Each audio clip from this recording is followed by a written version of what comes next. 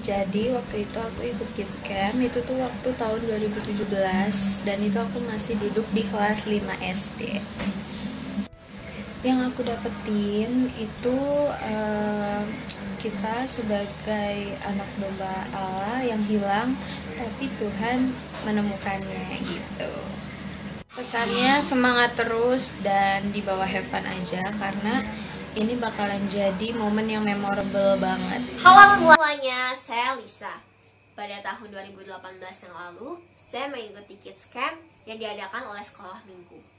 Wah, itu sih pengalaman Kids Camp pertama kali saya. Dan teman-teman saya juga banyak loh yang mengikutinya. Bayang dong ya serunya seperti apa.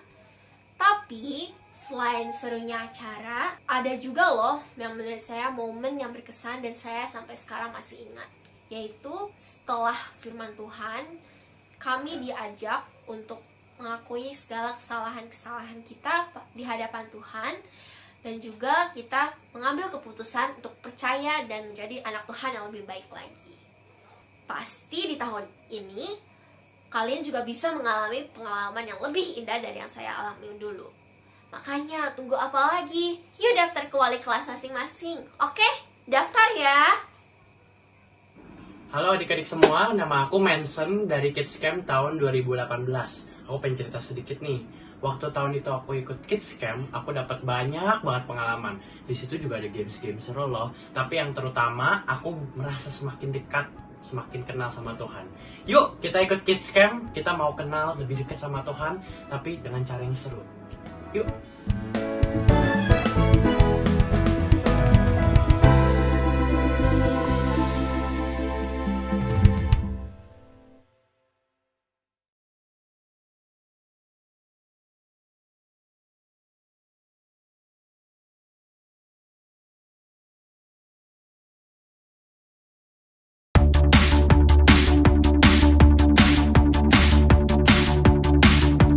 Give, we grow, and when we grow, we give. When we give, we grow. And when we grow, we give. And when we give, we grow. And when we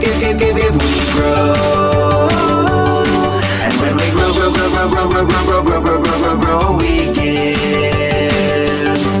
Together with God, we will make good fruit on earth, and good things will align.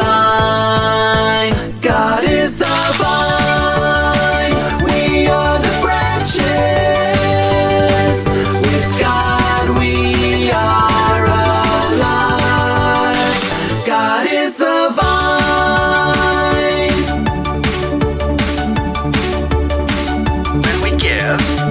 We grow, and when we grow, we give. And when we give, what happens? We grow.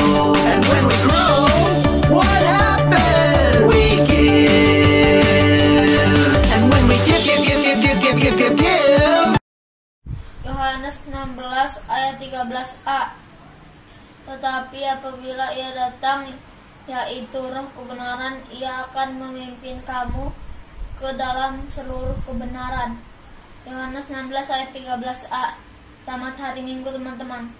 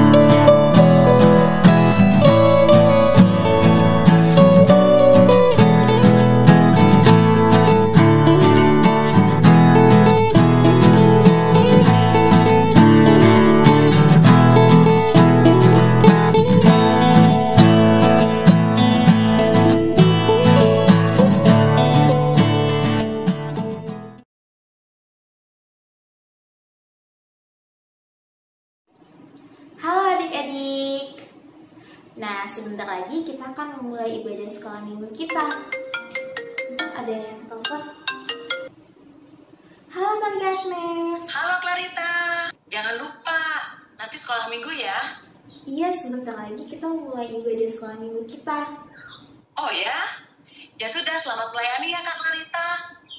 Ingat loh, saat Clarita melayani, Tuhan Yesus yang akan memberi kekuatan. Ya, selamat melayani Kak Clarita. Oke Tan, terima kasih Tan. Tan, sebenarnya udah ada adik-adik loh yang siap untuk ibadah. Disapa dulu dong Tan. Oke, halo adik-adik. Selamat beribadah. Tuhan Yesus memberkati ya. Oke Tan, bye-bye. Nah adik-adik, tadi Tante Agnes telepon Kak Clarita ingatin bahwa pelayanan yang kita lakukan sekarang itu semua karena Tuhan yang memberikan kekuatan. Nah begitu juga dengan adik-adik. Mungkin adik-adik ada yang lelah, capek dari Senin sampai Sabtu, mungkin ada tugas kerjaan dari sekolah atau dari rumah, atau banyak hal yang dilakukan sehingga membuat adik-adik lelah. Tapi ingat adik-adik bahwa Tuhan yang kasih kita kekuatan untuk memampukan kita memuji Tuhan. Jadi di hari Minggu ini yuk adik-adik kita sama-sama dengan semangat memuji Tuhan. Nah Kak Clarita ajak kita menyanyi lagu Jangan Lelah.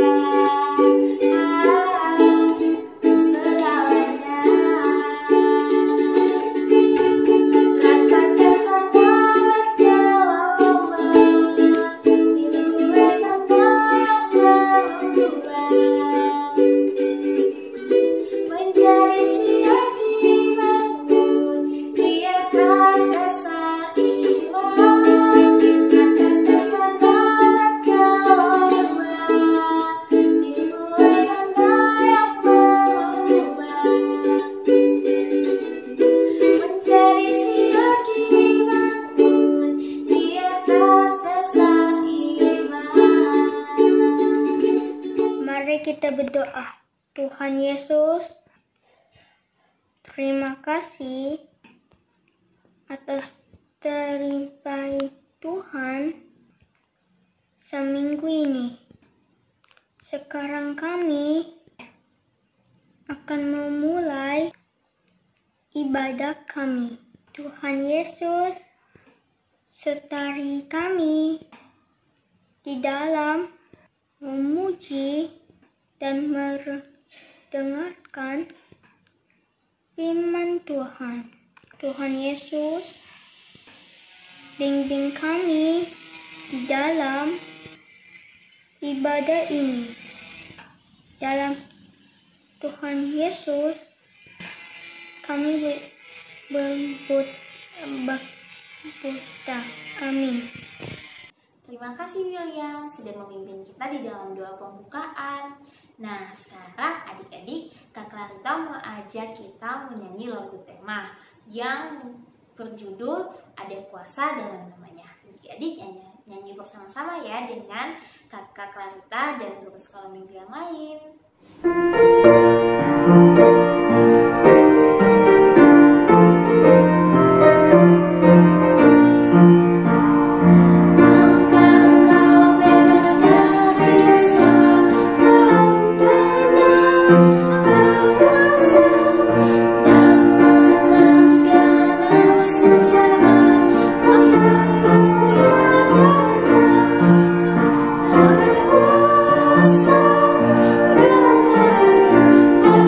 nama.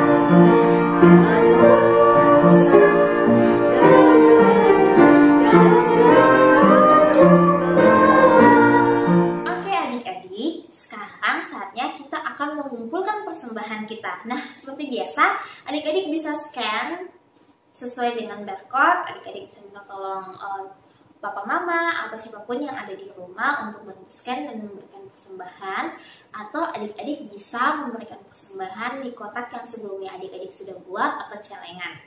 Nah, sambil kita memberikan persembahan kita akan sama-sama bernyanyi. Kita mau mengatakan bahwa ungkapan syukur kita, dan kita mau bilang bahwa Tuhan yang semakin besar dan kita semakin kecil. Mari kita nyanyi bersama-sama.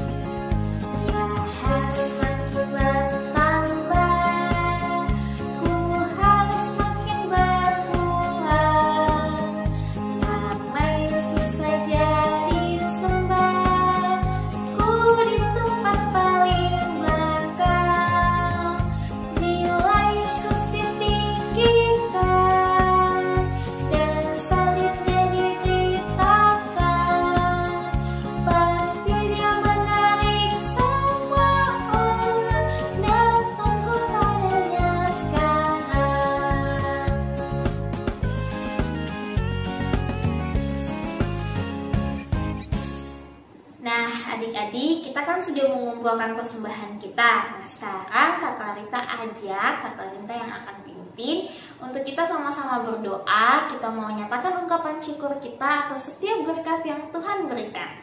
Mari kita bersatu di dalam doa. Mari kita berdoa. Tuhan, terima kasih untuk penyertaan Tuhan di dalam kehidupan kami. Terima kasih untuk berkat Tuhan. Terima kasih karena kami dapat memberikan persembahan. Kiranya persembahan ini boleh berguna untuk memperluas kerajaan Allah di dunia. Terima kasih Tuhan Yesus. Dalam nama Tuhan Yesus kami berdoa dan mengucap syukur. Haleluya. Amin. Adik-adik, sekarang kita akan mendengarkan firman Tuhan. Nah, sebelumnya Kak Clarita mau ajak kita menyanyi lagu Dalam Nama Tuhan Yesus. Nah, kita nyanyi dengan sungguh-sungguh sambil mempersiapkan hati kita dan mengatakan bahwa kita telah dimenangkan. Jadi nanti ketika dengar firman Tuhan ada yang mengganggu, adik-adik bisa mengatakan bahwa saya bisa fokus, saya bisa duduk yang tenang mendengarkan firman Tuhan, karena Tuhan telah memenangkan kita di dalam nama Tuhan Yesus.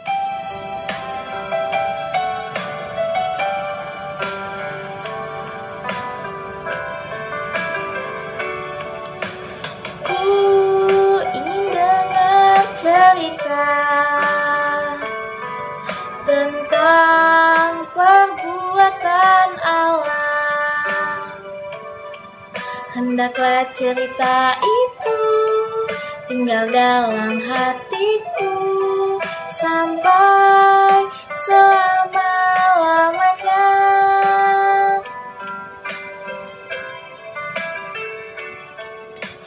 Ku ingin dengar cerita tentang perbuatan Hendaklah cerita itu tinggal dalam hatiku sampai selama-lamanya.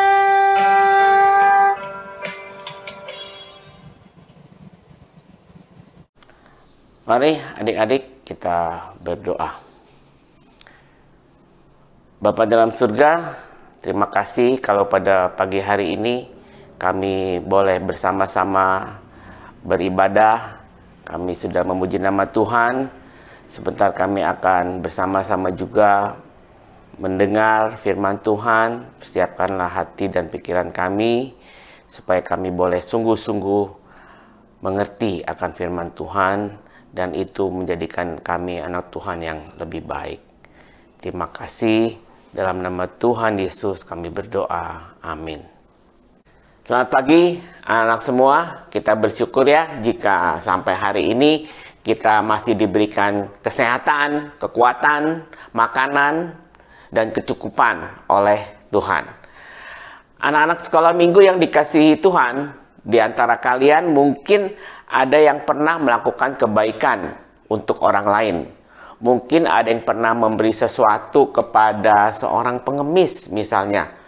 Entah itu makanan, pakaian, atau uang. Coba kalian ingat-ingat. Saat kalian memberi sesuatu ya atau pertolongan kepada seseorang, apa yang menggerakkan kalian untuk melakukan hal tersebut? Kasihan.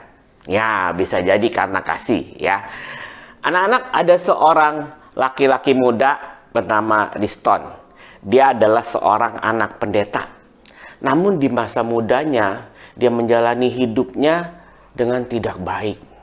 Ya, dia suka merokok, mabuk-mabukan, pulang malam ya, main sama teman-temannya yang nggak bener gitu, bandel-bandel.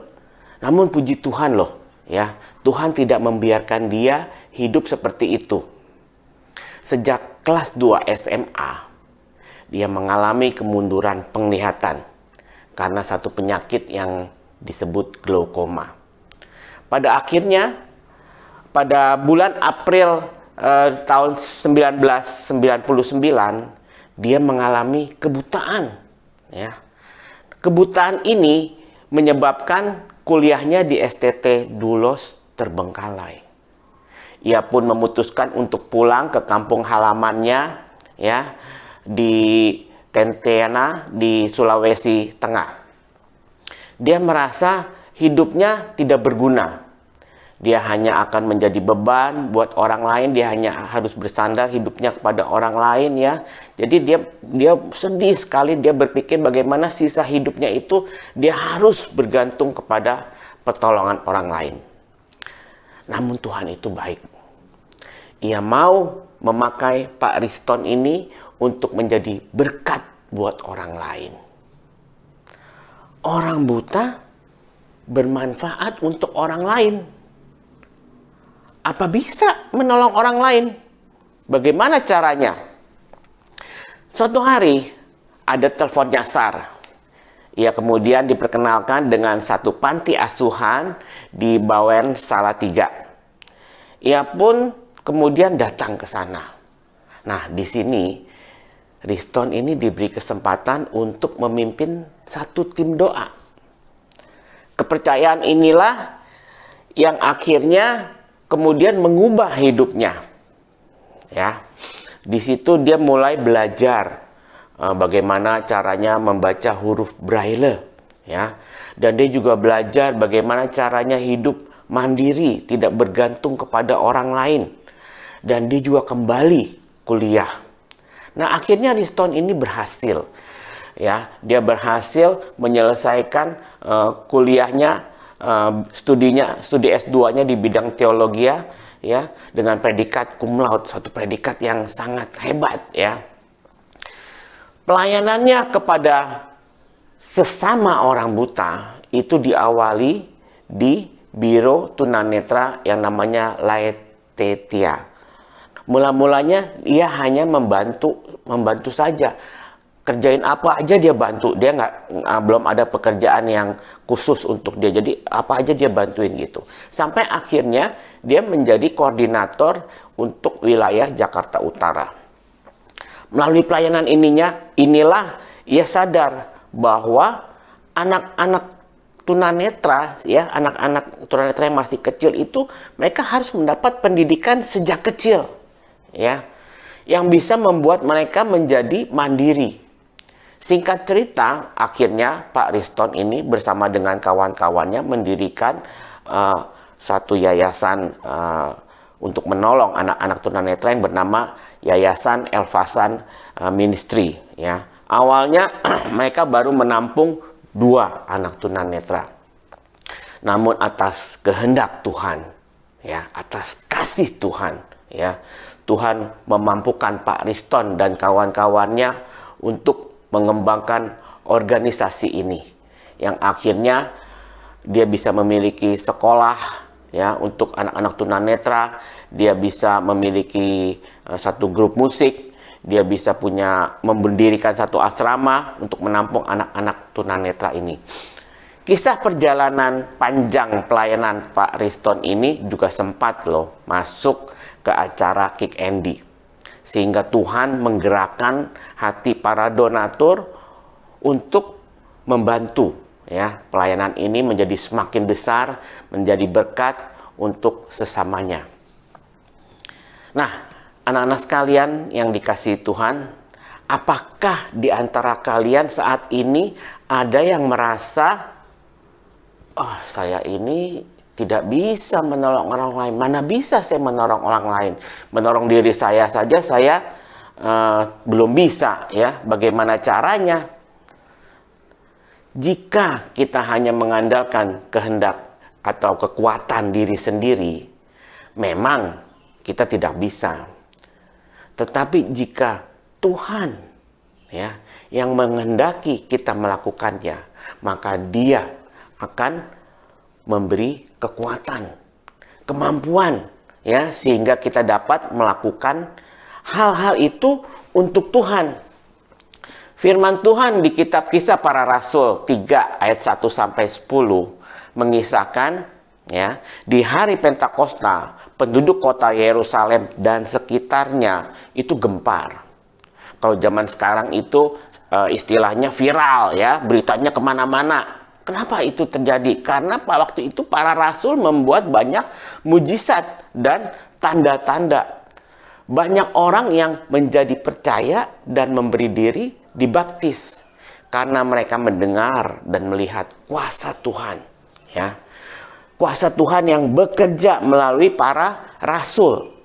Dan setelah itu mereka mulai mengajarkan tentang firman Tuhan. Bagaimana Tuhan begitu mengasihi mereka dan ingin agar semua orang diselamatkan.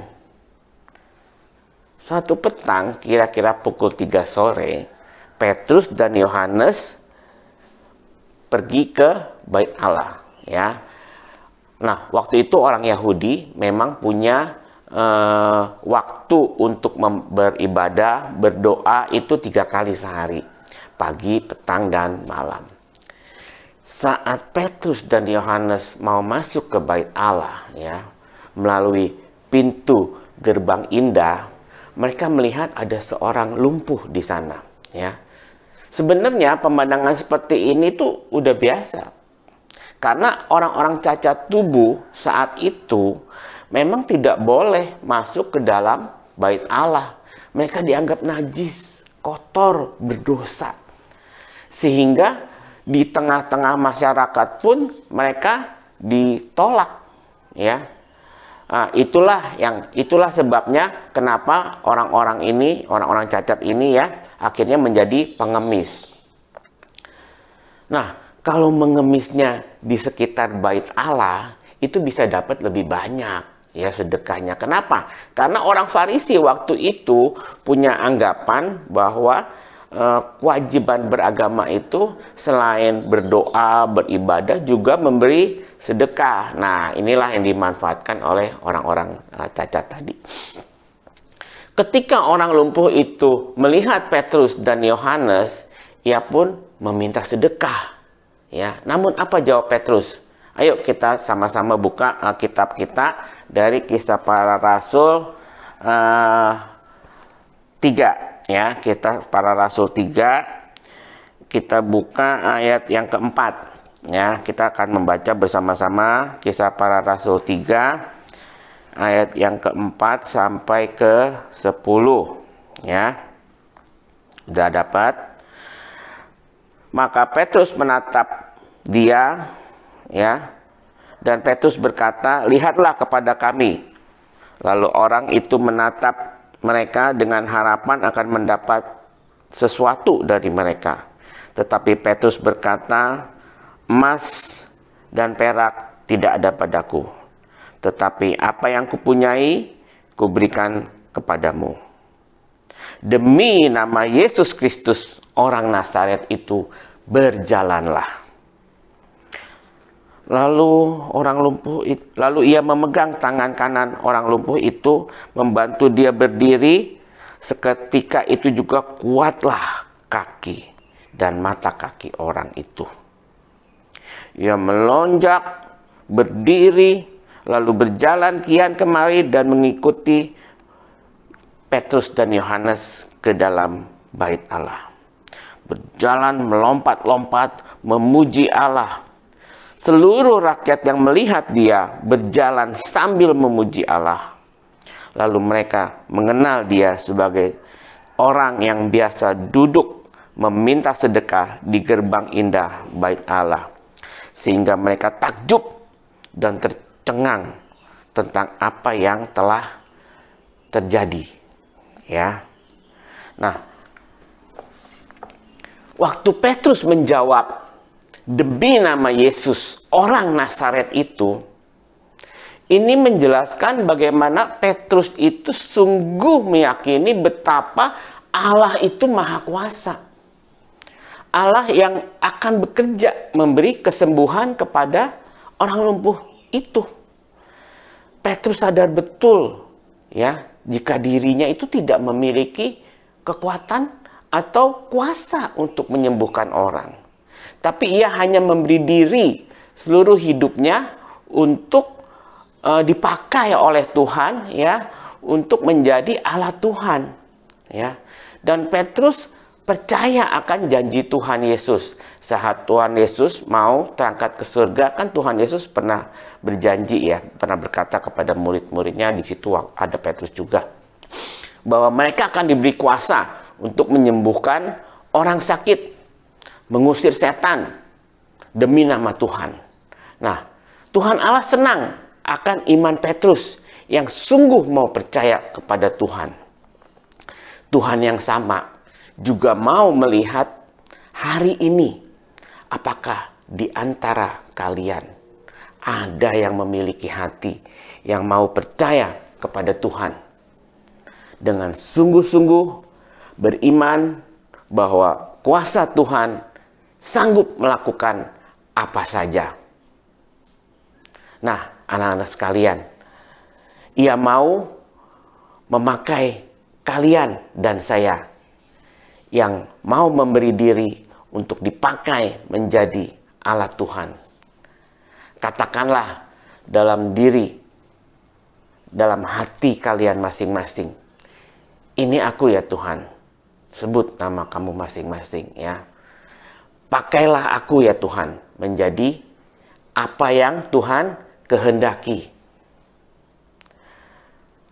Kita akan membaca satu bagian dari Alkitab kita, ya, dari 1 Tawarikh 16 ayat 27. Ayo kita buka sama-sama 1 Tawarikh 16 ayat 27.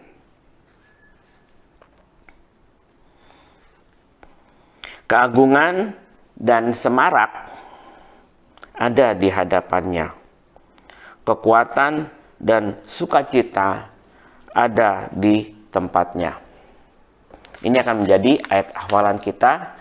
Untuk anak-anak kelas tengah, ayat hafalannya kita ambil dari Lukas 1 ayat 37. Sebab bagi Allah tidak ada yang mustahil. Betul ya, anak sekalian, bagi Allah tidak ada yang mustahil.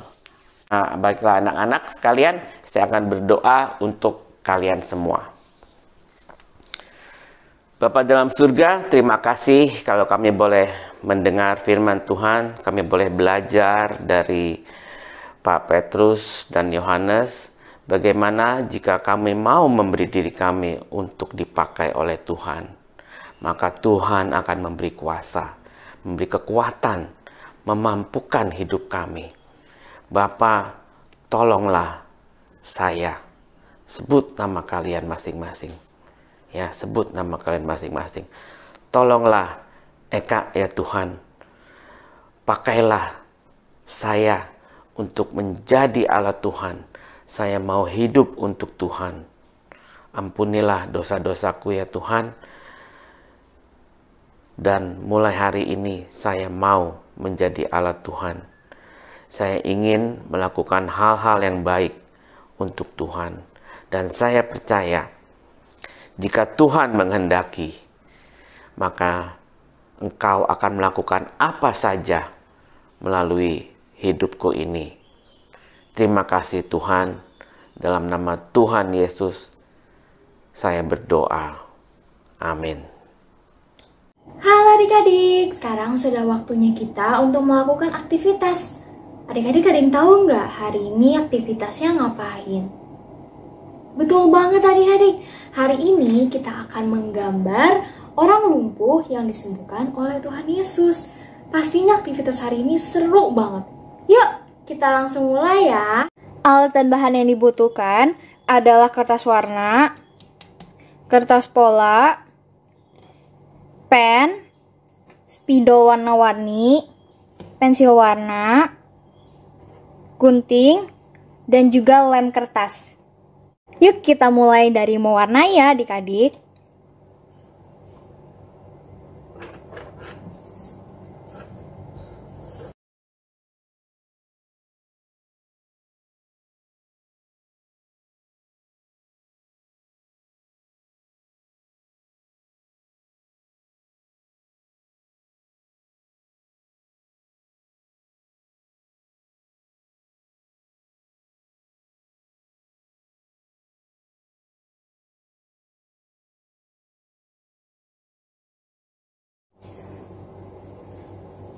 Nah, untuk wajahnya kita bisa kasih rambutnya.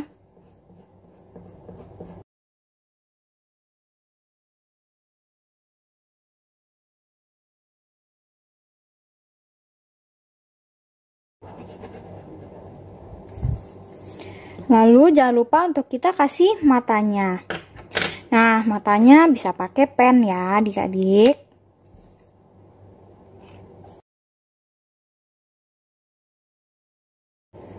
Jangan lupa untuk menggambar mulutnya.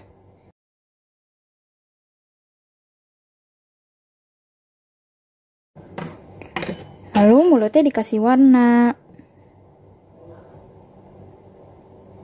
Setelah sudah diwarnai polanya, kita kasih ayat hafalannya ya adik-adik menggunakan spidol.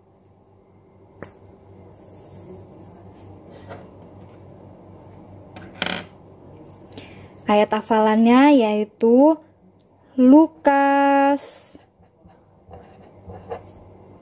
1 ayat 37. Sebab bagi Allah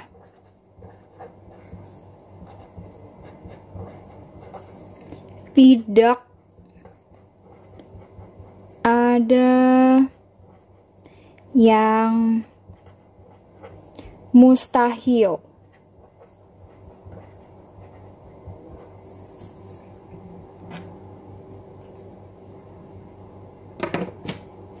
Setelah itu kita menggunting adik-adik.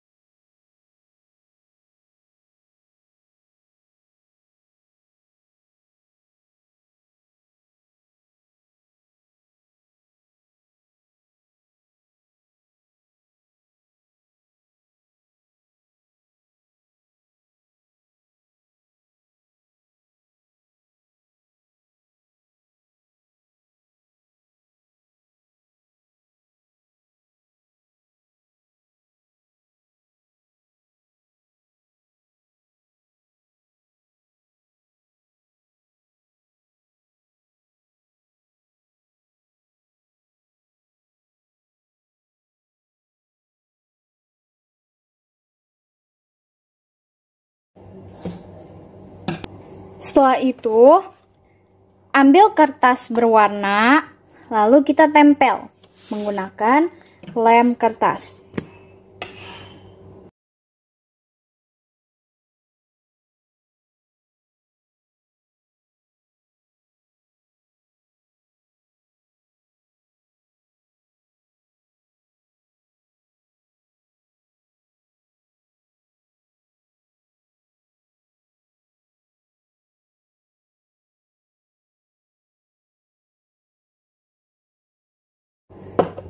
Sekarang untuk celananya dibelah dua,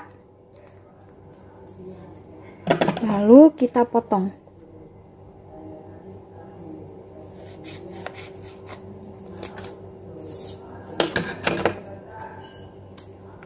Lalu kita buka dan kita lipat, lalu lipat ke arah yang berlawanan lagi.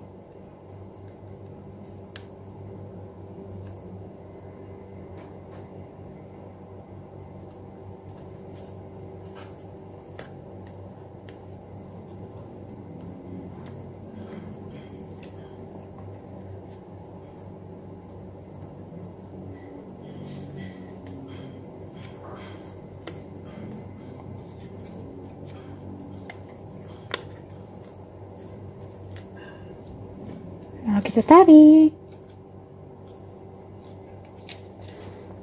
Nah, sekarang kita tempel.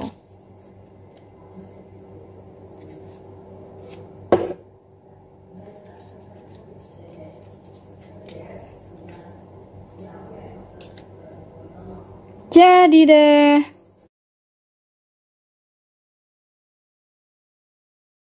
Nah, adik-adik, sudah selesai. Mudah sekali kan buatnya? Kakak Irin aja bikinnya gampang banget. Berarti adik-adik di rumah juga harus buat ya. Adik-adik bisa buat sebagus mungkin, sekreatif mungkin. Lalu jika adik-adik sudah selesai, jangan lupa untuk memfoto hasil karya adik-adik dan dikirim ke grup WA ya. Selamat mencoba adik-adik. Tuhan Yesus memberkati.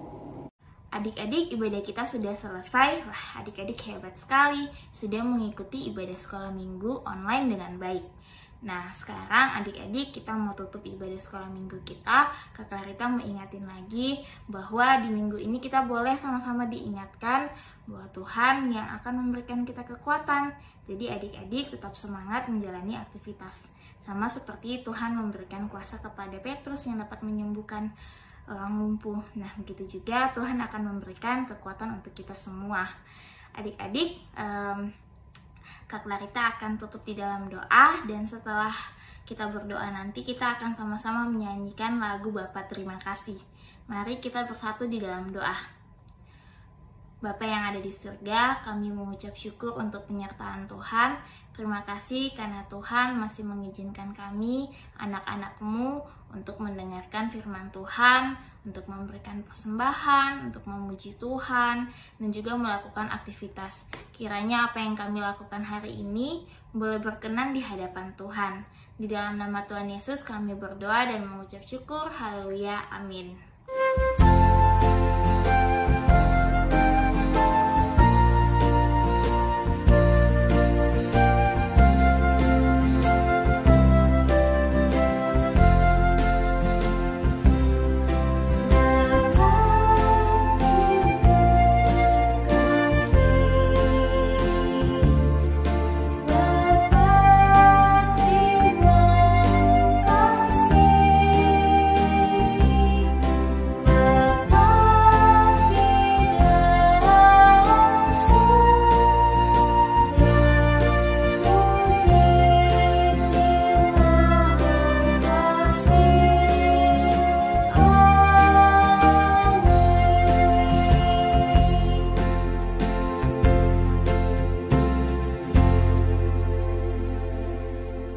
Ibadah sekolah minggu kita sudah selesai. Bye-bye adik-adik. Sampai jumpa.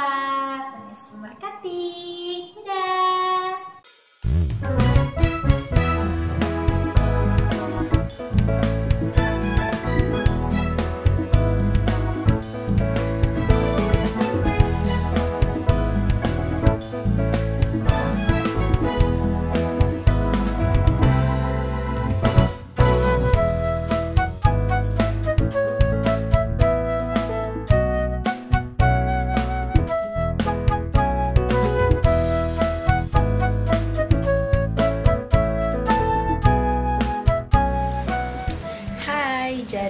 waktu itu aku ikut Kids Camp, itu tuh waktu tahun 2017, dan itu aku masih duduk di kelas 5 SD. Yang aku dapetin itu kita sebagai anak domba Allah yang hilang, tapi Tuhan menemukannya gitu. Pesannya semangat terus dan dibawa have fun aja, karena ini bakalan jadi momen yang memorable banget. Halo semuanya, saya Lisa. Pada tahun 2018 yang lalu, saya mengikuti Kids Camp yang diadakan oleh sekolah minggu. Wah, itu sih pengalaman Kids Camp pertama kali saya. Dan teman-teman saya juga banyak loh yang mengikutinya. Bayang dong ya serunya seperti apa. Tapi selain serunya acara, ada juga loh yang menurut saya momen yang berkesan dan saya sampai sekarang masih ingat. Yaitu setelah firman Tuhan, kami diajak untuk mengakui segala kesalahan-kesalahan kita di hadapan Tuhan. Dan juga kita mengambil keputusan untuk percaya dan menjadi anak Tuhan yang lebih baik lagi. Pasti di tahun ini, kalian juga bisa mengalami pengalaman yang lebih indah dari yang saya alami dulu. Makanya, tunggu apa lagi? Yuk daftar ke wali kelas masing-masing. Oke? Daftar ya! Halo adik-adik semua, nama aku Manson dari Kids Camp tahun 2018. Aku pengen cerita sedikit nih. Waktu tahun itu aku ikut Kids Camp, aku dapat banyak banget pengalaman. Di situ juga ada games-games seru loh. Tapi yang terutama, aku merasa semakin dekat, semakin kenal sama Tuhan. Yuk, kita ikut Kids Camp. Kita mau kenal lebih dekat sama Tuhan, tapi dengan cara yang seru. Yuk.